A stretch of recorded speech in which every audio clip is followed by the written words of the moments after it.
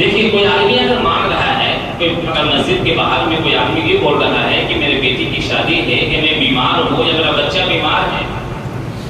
आपके जेब से आसानी के साथ 100, 200, 500, 1000 रुपया निकल जाता है। लेकिन अगर कोई गमगीन आदमी, उदास आदमी, जिंदगी से मायूस कुन आदमी अगर वो आपसे कुछ बात करने लगता है, अपना दुखड़ा सुनाने लगता है, तो आपके ऊपर गिना गुजरता है और आप ये समझते हैं कि शायद मेरा वक्त बर्बाद और जाया हुआ। आप उस आदमी की बात को सुनना गवारा भी नहीं करेंगे और आदमी को बोलेंगे ठीक है, आपको मसला क्या है, ठीक है आप मुख्तसर में बताइए, ठीक है कोई जरूरत हो तो आपकी जरूरत मैं दे सकता हूँ।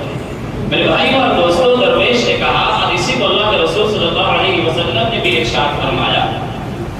किसी गमगीन, कोई उदास, जिंदगी से मायूस इंसान की बेफायदा लंबी चौड़ी बातों को अपनी पेशानी पर शिकन लाए बगैर सुनना ये आसानी है। आई बहुत बड़ी सिफत है।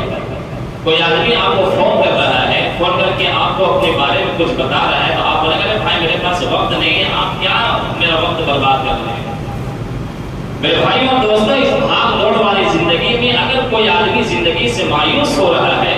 कोई आदमी बहुत ज्यादा गमों से निकाल है, अगर अपनी भड़ास को निकाल देता है, अपनी बात के जरिए से अपने अंदर के गम को हल्का कर देता है, तो उसका गम भी खत्म हो जाता है, उसका गम हल्का हो जाता है। अगर आपने उसकी बात को बगैर किसी शिकन डाले हुए और बगैर किसी मफाद के बाद सुन ली है और सुन रहे हैं, तो गोया कि आप उसके ऊपर आसानी का मामला कर